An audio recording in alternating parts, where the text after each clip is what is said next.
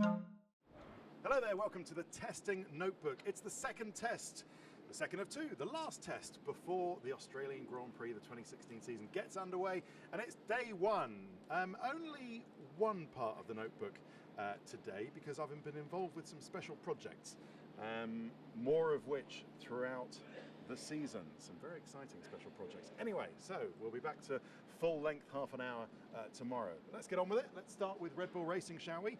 Not a bad day for them. P5, 1 minute 25.0, only 69 laps, and that's because they lost a lot of the day with a brake fire. Now that was down to, we think, a brake duct breaking, if you like, and so they had to actually, the rear brakes caught fire. It kept them off the track for a good 2 hours while they changed the rear brake ducts and got everything sorted out. But still, it's Danny Kvyat in the car for the first couple of days, and they worked to repair the rear brakes. We think they've got a new rear wing, certainly a new rear wing end plate on the car as well. But otherwise, it wasn't such a bad day. They have been sorting out a second chassis, which is important. All the teams will be doing that here because, of course, they need to have two chassis ready to go. And its first test was done on one chassis. The second test will be done on another chassis. And just to remind you, the drivers are sharing a car, so it's the same chassis that's used from day to day. So Danny Kvyat, as I say, P5, not so bad, but down a few on laps. He was saying the engine is reliable though, which is good. Quick shout out to Toro Rosso, the sister team there, and not such a bad day at all for them. It was only P7 for Max Verstappen. The times wouldn't really suggest that. It's only a 1:25.1, but it's the number of laps which is significant. 144. And that's after they had a little bit of problem late on in the second test, but it's been much more positive today. Max Verstappen, they've been they were only second to Mercedes on terms of mileage of the last test, and they've carried on in that vein, which is really, really good for them. They launched the car in the livery that they're going to race with here, so we're back to that prancing bull designed by that Austrian chap, I think he is, Jos, and it looks pretty much the same, except what you will notice is that there's no Cepsa, Spanish oil company, on the car, so they are down from some support, some sponsorship. I think it's part of the Abu Dhabi Sovereign Wealth Fund. They're not actually with Toro Rosso anymore, so what it does mean is that you'll see a few different sponsors, or rather some fewer sponsors on the car than you've seen recently on the Toro Rosso. They've got a new floor as well, and they're bringing some new parts every day to this car now that they actually sorted out around the Ferrari engine. But yeah, they picked up the pace well with that new floor, and they've got a quadruple element monkey seat. Wow, what about that? Never said those words together. Yeah, they're going great guns. Now, finally, Mercedes. They let the star off the leash, if you like. Doesn't really work well, does it? But the car's finally put on some soft tyres, and with that, the fastest lap of the day, a P1 for Nico Rosberg, 82 laps, a 1:23.0. Now, let's put that into context. That time was on the soft tyre. That's 7/10 faster than the Ferrari best time on the soft tyre last week, and it's after being half a second faster on the mediums as well. So at the moment, Mercedes have the pace. We know they have the reliability. They did 82 laps today. Well, Rosberg did 82 laps. Hamilton then did a load of laps himself. So they're just getting through everything that they need to. They've already got through seemingly every job on their run plan, on their run sheet. So what else is there to do? Well, it's to try out some different things, try out a different nose cone, try out a new front wing, just see where they can get to. So they've been the class of the test the last week. They're clearly the class of this test so far, and we're going to see, we may see some super soft running and some ultra soft running as well. I'm not sure about the ultra soft. There's not really that much to learn at this circuit in particular. I think we will see it before the test is out. So we've been all looking for a response from Ferrari. We'll talk about that in a minute after we talk about Williams. And another positive day for them. The order for them is Valtteri Bottas for the first 2 days, and then Felipe Massa for the last 2 days. And it was a P2 for Valtteri Bottas today, 123 laps.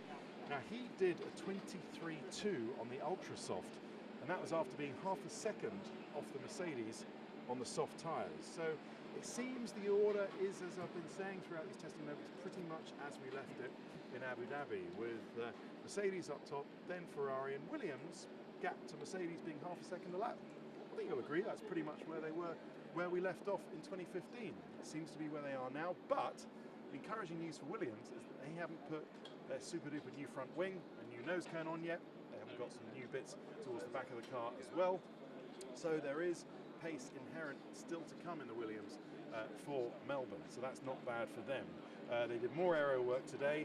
There'll be full operation, full race team. Jakob Andreasen is there, Pat Simmons is here, Rob Smedley, and as Felipe Massa will take over later in the week. They've sorted out their reliability issues. They've run cleanly today with a full performance and setup program as well. Just see the Ferrari motorhome, which must be a happy place to be at the moment, and that's because they had a straightforward day. They weren't fastest, in fact they were only P4 with Kimi Raikkonen, and they weren't reliable either. They had a stoppage in the middle of the day. They were stuck in 8th gear with possible hydraulic problem, but we're not quite sure about that because they haven't confirmed it yet. But it's once again Kimi Raikkonen having the worst of the reliability. And when is the Finn going to get an absolutely clean day with 120 plus laps? I do not know. Not sure he knows either, but we'll see. He did a 24.8 on the medium tyres, did Kimi Raikkonen. We do believe they've got a new front wing. At least there were some little streaks underneath it which were just newish, because they were back-to-backing an old front wing and a nose cone and a new front wing in the pit lane during the session. So they're certainly testing that off. James Allison is here to see the latest developments out of the wind tunnel as well. So we'll hope for better things from Ferrari as well. But really, it's time for Ferrari to actually make a response. To see, Ferrari could tell that even though they were fastest in the first test on 3 out of the 4 days, it was Mercedes who were the strongest. Now is the time for Ferrari to respond. We'll see whether they can do that in terms of outright pace before we get to Australia. We probably won't know until we get to qualifying in Melbourne. Sauber, welcome to the new car, and congratulations to Mark Smith, who's the new technical director, and all of his guys and girls in Hinwil, because they built a very nice, tidy package indeed, based around the 2016 Ferrari power plant and transmission. So of course we know it's going to be strong in that department. First car fully under Mark Smith, the guy who used to be the technical director at Caterham. So this is his first baby, if you like. And today was a very good launch. It's track debut for the car.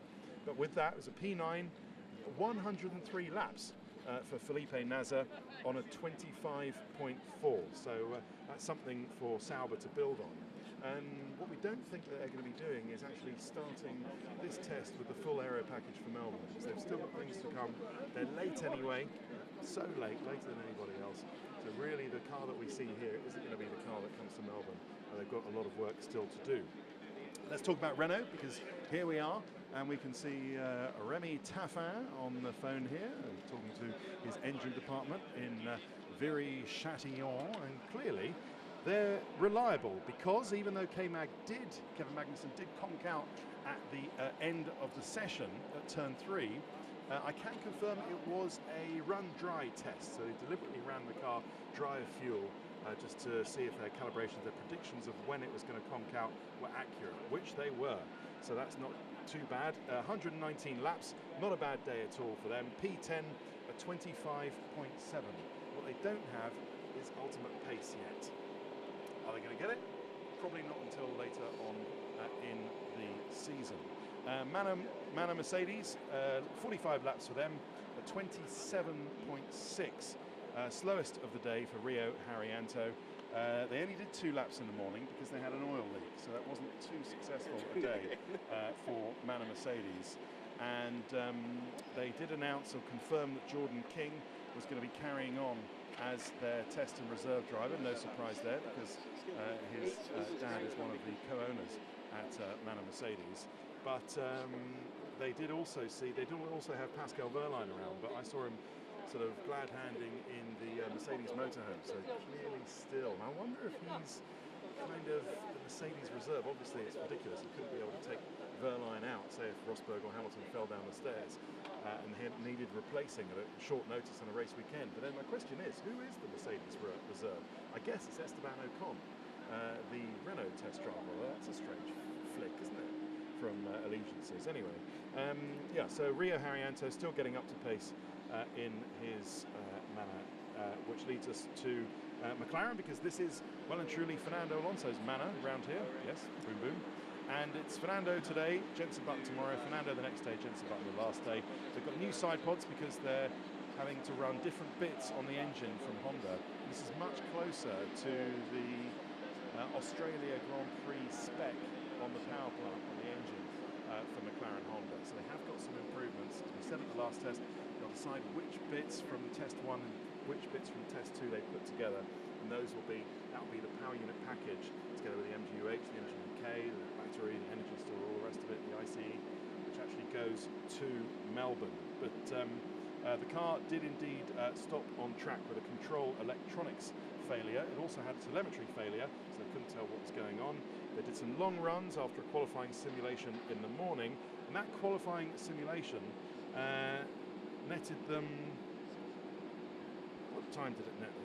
Alonso wasn't too bad, I think. I haven't written it down in my notebook, but luckily I have got it on my phone. That's not good, is it? Alonso's time was, bear with me everybody, Simon, yes. He was P3 on a 1:24.7. So there we go, that is a good 2 and 7/10 slower than the Mercedes. And I think that's a bit of progress from McLaren Honda. But they're getting back to speed after the time lost last week. And talking of time lost, wasn't a good day at all, I'm afraid, for Haas F1. We can just see Romain Grosjean relaxing with a journalist or friend in the motorhome here, Si. And that's because his teammate Esteban Gutierrez was only P11. He only did 23 laps. A fuel system meant that he conked out and they couldn't get the car fixed. So, well, fuel system, I'm not quite sure. Do we chalk that down to a Ferrari issue or not? In which case, they can't complain because they're so tight with Ferrari. Such are the perils of being close with a parent team. Anyway, that's all we've got time for. Thanks very much for watching. Notebook back to full length tomorrow. Bye-bye.